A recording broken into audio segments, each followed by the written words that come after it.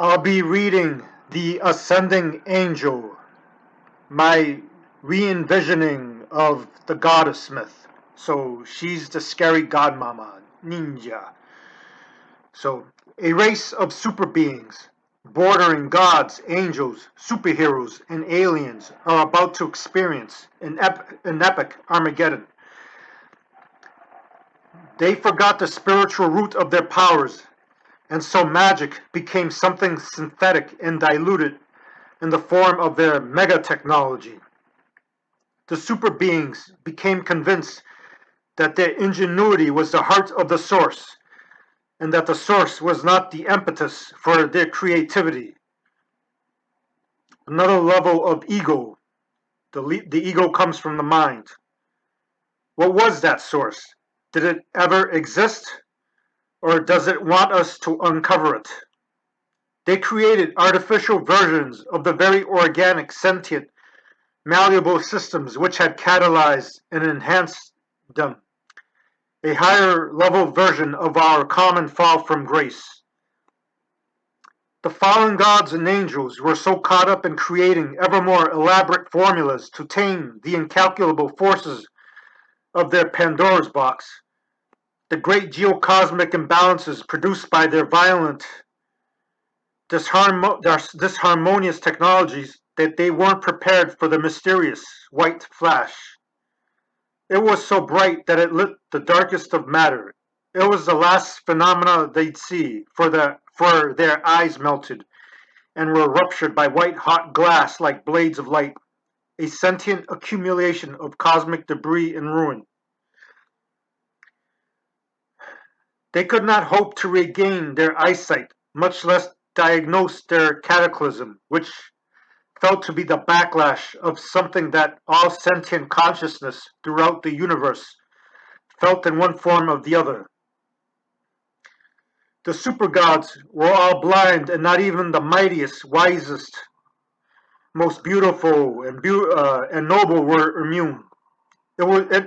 It no longer mattered which superhero could conquer the most foes, or which goddess was the loveliest. Most groped about in the darkness of their molten citadel, on the verge of starvation. They needed spiritual supplements, not just nutritional.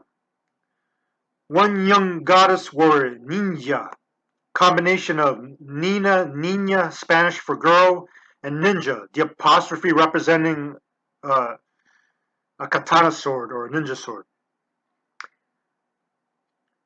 Ninja didn't seem to feel the pain and confusion that her celestial peers felt. She cleared her head, rose, and whispered to herself what happened, while walking on. Though she was blind and wounded, she simply used her javelin as a walking stick. She was a muscular, well-toned, tan-complexioned, long-thighed, as in length, so lengths, and long-haired athlete who excelled in the track and field events of the neo-futurist Olympiad. She was also a baseball catcher with promise. Considering her ability to squat, the ultimate maternal position, the catcher position. But she wasn't considered feminine or lovely enough to be a true goddess. Though she sported a petal white, extra short, sheer, silky slip like an Amazon warrior skirt. Which the Roman soldier titans chastised her for sporting such short sensual versions of their loincloths and shin guards, feminizing masculinity, though she claimed to be inverting their homoeroticism. My lengths are stronger and nicer than yours. Why should I cover them? I could fight just as good and even better than you. She had dismembered their top warrior, severing his lengths after he got in a cheap shot to her. He had cut her, but it was a mere cat scratch. She had many goals and hobbies which she didn't share with her superiors and masters. She was perfecting the ultimate weapon and technique, the multi-dimensional sword, which she used to nearly kill that warrior who got in the cheap shot. She was indeed gifted in many things, and especially excelled in basic martial arts, but was never too innovative until her recent dreams. It was like she was so gifted that she resented being so gifted.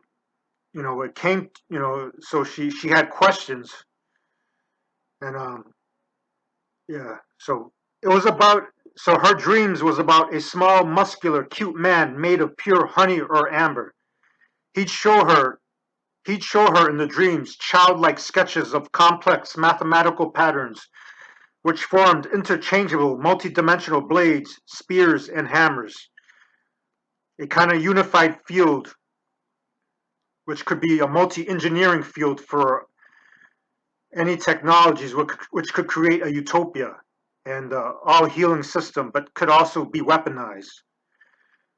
But the ultimate weapon system could also neutralize threats. So she called this man she saw in the dream. She called him the Honey Man. She called him the Honey Man, and these dreams inspired her to design. She was proficient in alchemy, welding, and inspired her to design sculpture, vehicular weapons. But she wasn't yet sure how to make them fly about like adjoining boomerangs, considering the great gravitational strongholds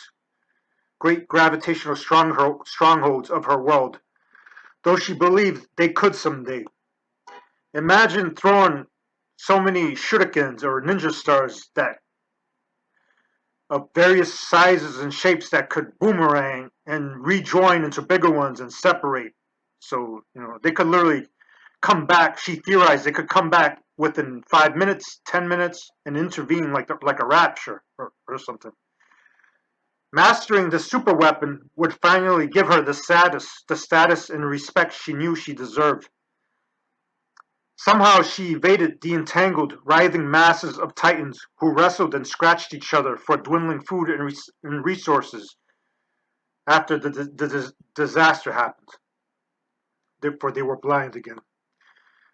There were no more friends, and almost everyone allied even with their enemies, though, ironically. Within time, she circumnavigated the labyrinthine outskirts of the citadel. Not even the gatekeepers who once saw knew how to get out, so they had everyone convinced that their paradise was the whole of reality itself. She prodded along the hills outside the city gates, singing to herself, "All is well, because well is all." The goddesses always mocked her for being so immature, shallow, and silly, though she hosted many radio programs because of her low, soothing, sultry, yet sing-songy voice for extra work, as opposed to the high-pitched girlies, I guess. She went against the stereotype. She had a low, kind of intellectual, haunting voice. She felt surf-like winds, noting there are lands beyond the city after all. So she nearly stepped on a tiny mammalian figure, a humanoid cubster known as the newborn. So refer tribe of titans to know who the cubsters are. My kindreds often intersect in these simulations, or prep simulations, simulated spiritual visions via visionary art. Because I think spirituality is an outmoded concept for just reconnecting to the primal visionary mind. But anyways, the newborn said, "Watch it, young lady. You goddesses always have your heads high up in the air." "Excuse me, sir, but I'm blind." "Oh, so the rumor is true. The explosion which gulfed the lower worlds have ruined your citadel. telling by your singed attire. So the explosion which engulfed the lower worlds have ruined your citadel, telling by your singed attire. So there's a hierarchy of disasters throughout the cosmos. So I'm sure you could fill in the gaps. Yes, can you help me? I'm searching for new places to explore. Is there any place you can recommend? Your race has pillaged and exploited most of these lands. They were once fertile and rich, teeming with brilliant spirits. But there's one continent, a remnant of all surviving tribes. It's called Ninada. It roughly means Nippon, Sina, Indian, Amoricaria. Its center is port rich, so you could see the gap, the links for India, like ninja, India, Nippon, Korea, Puerto Rico, all these places. So kind of like a missing tribe, missing land, Atlantis, whatever, something like that. Yeah. But you need to be very clever, wise, and strong to venture through these demon-infested lands. Most beings, including so-called gods, have become monsters. Many of your gods have been recruited there, sharing their knowledge and technologies in exchange for food, shelter, and electronic eyes to replace their lost, their gouged ones. Do you have any high degrees? No, just what you see here, my powerful soul and physique. But the gods have no souls, and you have nothing to offer, I'm afraid. You're too young, not so pretty or clever, too dark-skinned and muscular for a girl. There's no place for female warriors, especially someone as inexperienced as yourself. But I made it this far, and I'm working on the ultimate weapon and tool. The ultimate weapon and tool. What is this weapon? Have you tested it? I can't reveal too much about it. It's still in the developing stages. All I can say is that it's taken a life of its own, as if wanting to be some tool beyond my skill level. Interesting. Maybe you can compensate by finding something the gods lost years ago. Your fourth eye. I thought third eyes and fourth eyes and other spiritual notions were legends. Besides, I never heard of a fourth eye, just third eyes. So has your lost nation state become a legend? So also has your lost nation state become a legend to us within days? So, so I hope you get that. She thought that spiritual notions were legends, but already her paradise has become a legend within days. So how can I find a fourth eye? Because I missed. So he explains to her, mortals have third eyes, but gods have four eyes. So, so how can I find the fourth eye? Just feel what's right and true, even if it's not always certain. Build upon the skills you use to meet me. Maybe your weapon will be fully developed in that chaotic, evolving realm and be your main tool of exploration, like a fishnet put into use in some damp yet fluid environment. You mean we were destined to meet? I don't know. Does it matter? She pondered the thought. So does someone have that fourth eye? Is it locked someplace, hidden or buried? What does it look like? Was she really so clueless, or was she playing dumb? In the way the cubster and others thought, in the way even she believed, though she really knew what was up on some mysterious level. How do I put it on if I find it? The cubster multi answered. Yes, no, and maybe, because the fourth eye is such a distant memory, subject to revision. Besides, you ask too many questions anyhow. Just walk the path and the way will be revealed. You make no sense, and you play too many games. She strutted on with her javelin walk stick. Ah, but sense makes. Don't blame me for being ambiguous. History's that muddled. So is our memory. But good hunting, young lady. Be careful. I sense you have a great strength. It can either be your downfall. It can either be your downfall or salvation. She charged towards the misty temple-like city, whose architecture resembled coded hieroglyphics from high in the sky, kind of like the Nazca lines, as opposed to the legible ones on its side. So it's amazing how perspectives, how we decode. She heard the newborn shout, "If you survive, I'm sure we'll meet again." Suddenly, giant drill-tipped whips lashed at her upon entering the fog-enshrouded open gates. She responded like a giant shadow, had there been light cast on the towering pagoda-like skyscrapers. Her javelin twirled as if heeding her instinct and pulled the smoggy heavens into the edges of her elemental horizon-length blade, as if her blade became the sky itself. She literally pulled in the skies to form a vortex sword. The blade dissipated back into her true javelin shape, and the tentacles, the blade dissipated back into its true javelin shape, and the tentacles dropped, which tried to lash her. How did I do that? She thought. How did I cut them down before I even knew they were coming at me? Back in her high-tech world, she had no clue where to begin to flesh out her ambitious goal. But here things aligned somehow, as if the dynamic environment was still connected to anyone sensitive and tuned in, like invisible pulleys and other mechanisms that could form and attach at any point. So, a safety net. What a warm welcome, she thought about this assault. She didn't notice the swirling cuts along her sinewy, guitar string like hamstrings. She felt her blue blood drip down her she felt her blue blood drip down into her sandals. In this realm, once the true color of one's blood comes out, which is blue, not red. So, I'm sorry.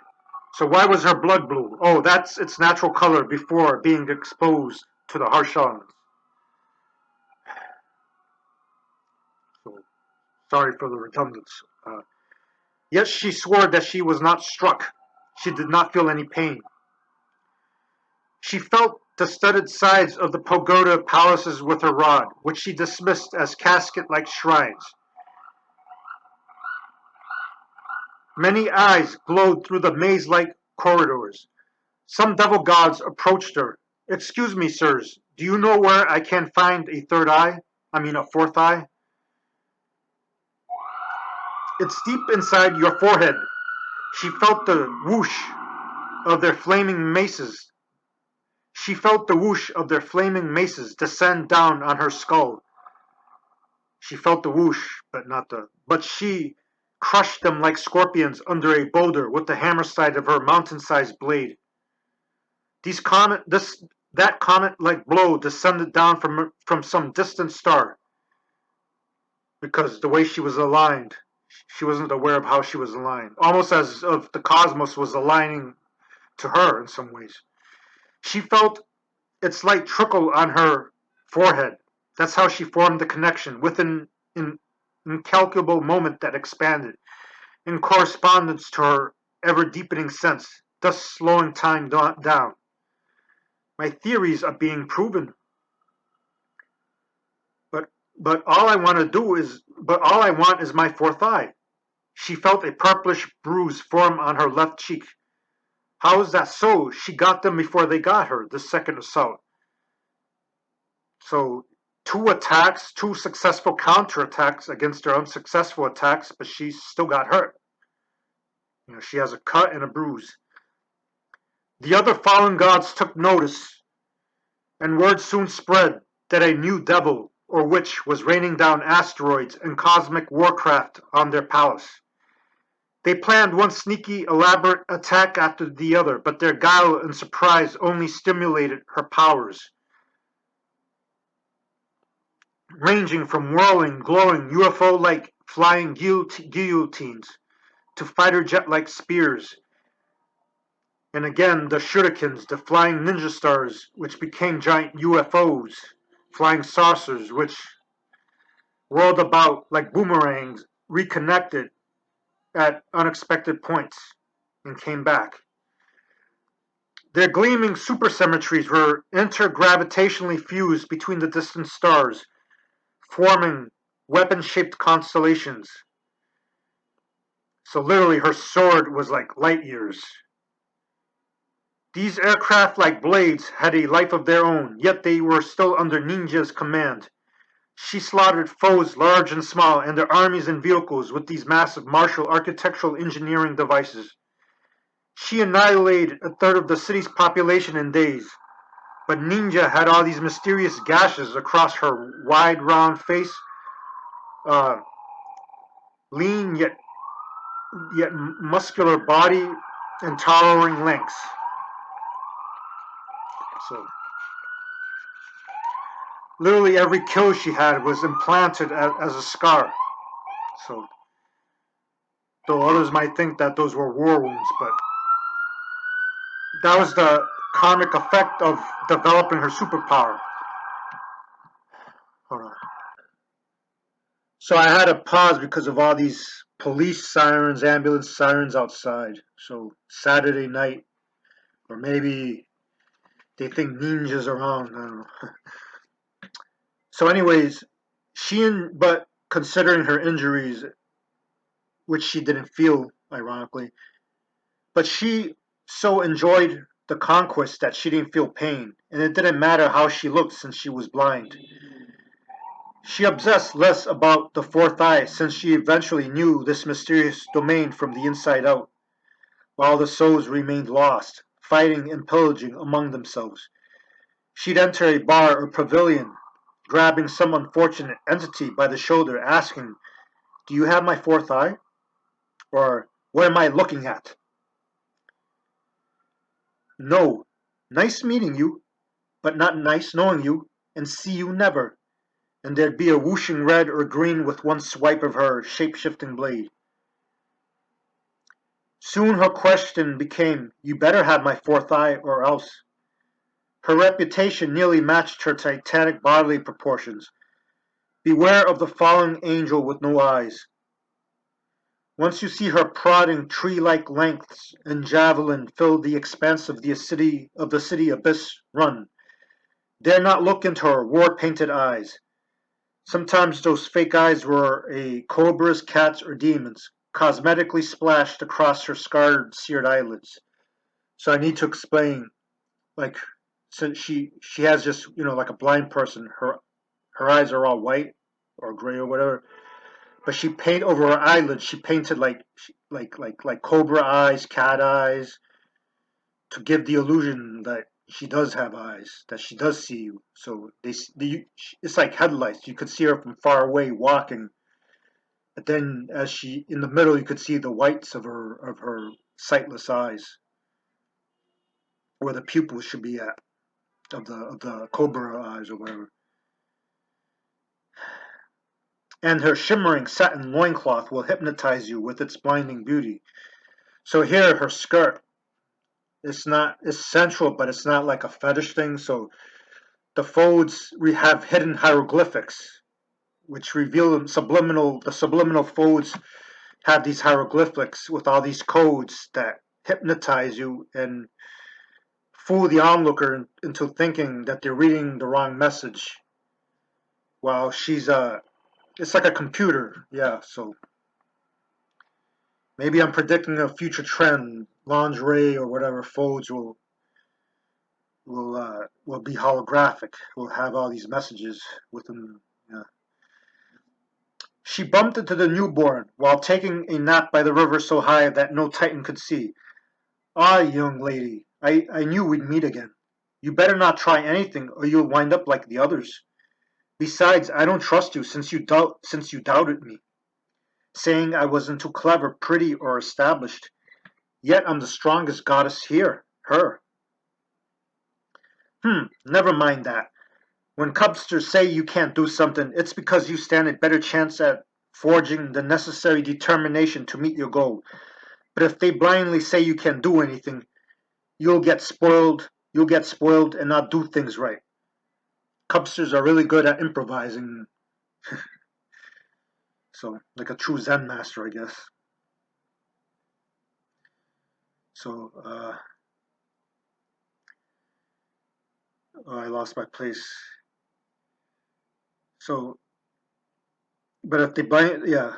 Remember, I said you had some mysterious potential, one that not even I could evaluate. You have some mysterious potential, not one that not even a master or me could evaluate. But I see you took a bad turn on your journey. You're quite a mess, both physically and mentally. What do you mean? I just defended myself. All I wanted was my fourth eye. No trouble, and I've received nothing but trouble. I understand, but I'm afraid you've overlooked what made you so strong and successful despite your lack of sight. Your very weapon comes from not just above, but from within and without. It's part of a greater whole. That's why you could beat them to the blow. Still, it had more potential than self-defense and destruction. You fragmented that greater device into blades, like a shattered mirror with its jagged chunks and bits. But the mirror is meant to reflect a greater vista. If I'm blind, I can't help but to overlook some things, right? Not necessarily. You found your fourth eye, actually. You're not using it wisely. Huh? I did? How did you find your way? How did you find your way through such a treacherous world and align the hidden living trajectories of the cosmos into your weapons? She pondered the question. You mean the fourth eye is about inner vision? So I found my eye. What good does that do by forming weapons into a whole? Will it automatically defeat everyone without thought before they think about trying anything? In a sense, yes, but they can gain and be healed from your display, not lose their lives. You've accumulated much bad karma, judging by all your wounds. You look worse than those who you defeated, all cut up. You better leave me alone. You're starting to annoy me. You're so confusing. Tell me something helpful. All right, I know you're wicked, but have some respect, dear. If you don't modify your skills, you might bleed to death, even though you feel nothing. But someone can help you. Who? The very person who you see with your fourth eye, your stabilizing power. Uh, the honey man.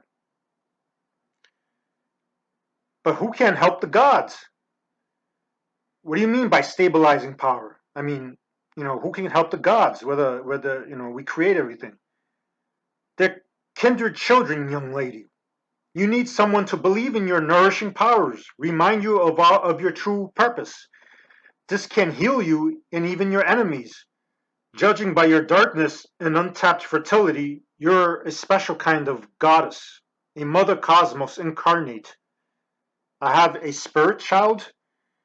You have a starseed or a sun god. Since you're the maternal galaxy in cosmos, he's your most illuminating star, given back to its source in the forms of its gravitational motions and vibratory prayers, thoughts, and hopes. He feels your presence, and you both communicate regardless. Does he live in the sun? I don't know where he's at, but use your fourth eye. That's where you saw him. I think he might be your fourth eye. So it's true that mortals do exist. They were thought to be legends. Our master used to say that we had children and kindred spirits in other domains, but we thought those to be myths. And you gods wonder why your paradise was lost. It went both ways. The mortals' lack of belief in you mirrored your own, which all but severed your ties. So they got everything confused. They tried to be gods, and you tried to be, like kind of like spoiled. children, like spoiled high schoolers or something, like in terms of their ego, like they're celebrities. One time all sentient beings communed, but the gods refused to acknowledge the unique gifts they seeded in their kindreds. This discouraged communion and contribution from the other. There is always mutual respect in any relationship between teacher and student, parent and child, God and kindred. Your sun god can help you because you've helped them in ways you probably don't know. I'll let you rest.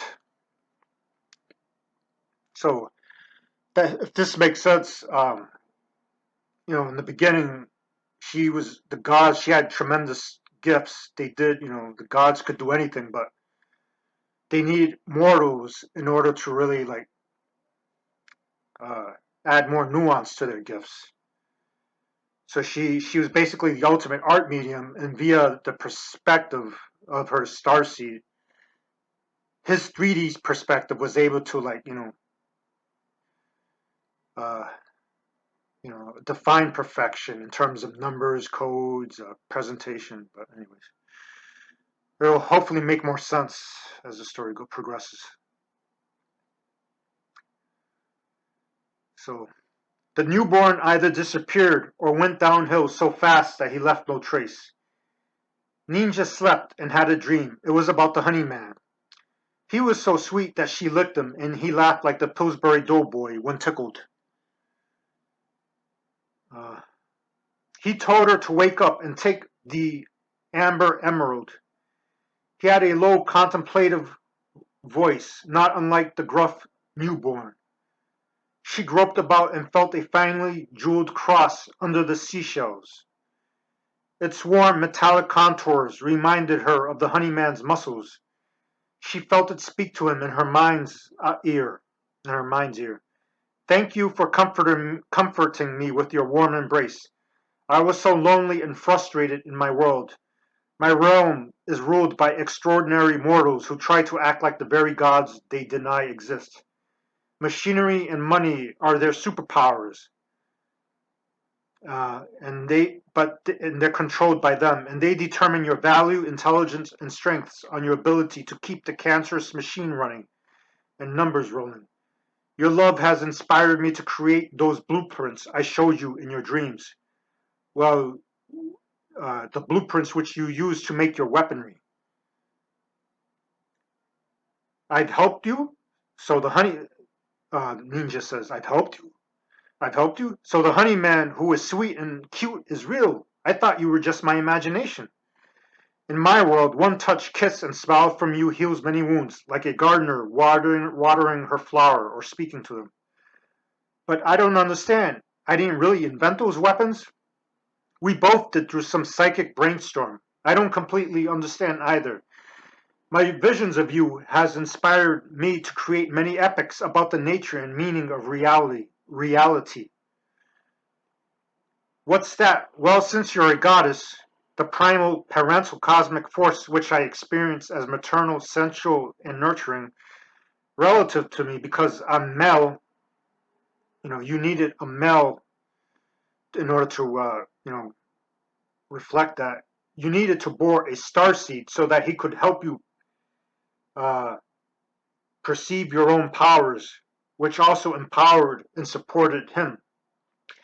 You can use these blueprints to design an interdimensional, uh, an interconnecting reality, a self-solving memory puzzle of living symmetries, or symmetries of memory based on pure memory. But you're using it to destroy. Your violence has not only damaged you, but the time and space fabric has been torn by your hasty energy manipulation and is causing your world to crumble. Sounds like you're my starseed. No wonder you seem so warm and familiar, but it's fun destroying. It's fun destroying. What's the point of fixing everything? Won't life become boring with no more challengers? You'll have everything you need and more once you connect it all. Our current thinking will change, become what we always sought. reflection and subject becoming indistinguishable, no longer chasing illusions.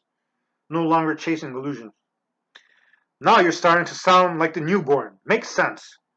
Take it easy with me. I'm still learning. Just focus on your truest self and I'll receive your most loving vibes. Then I can give back. One question. Why do you look like honey? Do all mortals look the same? You also look like peanut butter.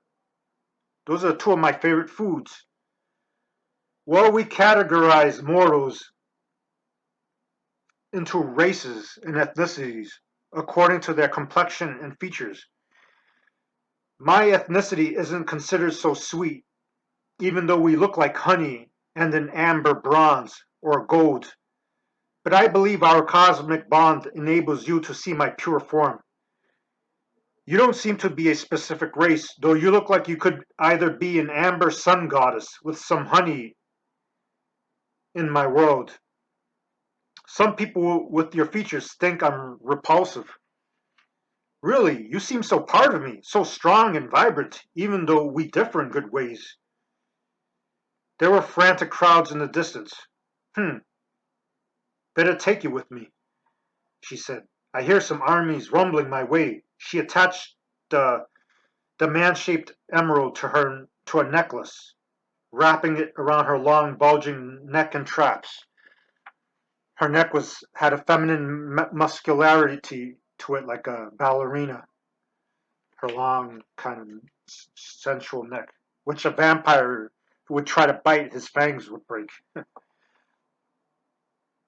The remaining devil gods of this world planned a final desperate attack on Ninja.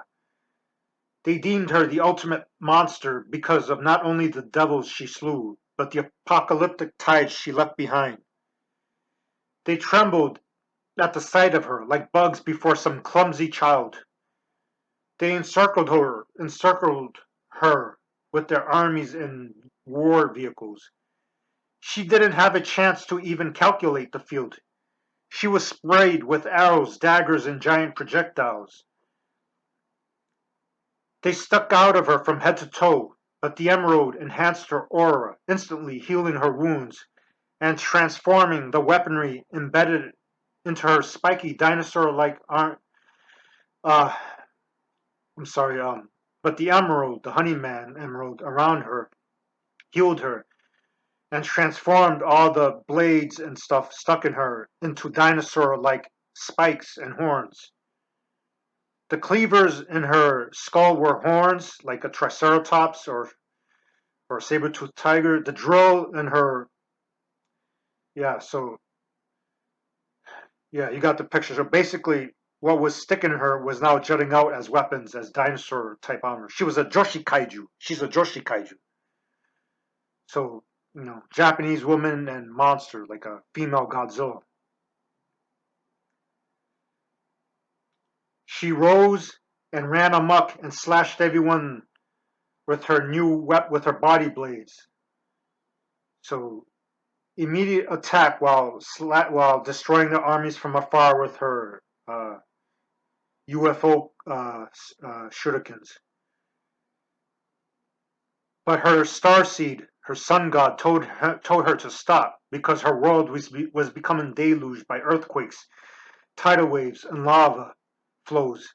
Because the more she destroyed, not only was she wounded, the more she was destroying the universe because of her power, which was also destroying his reality.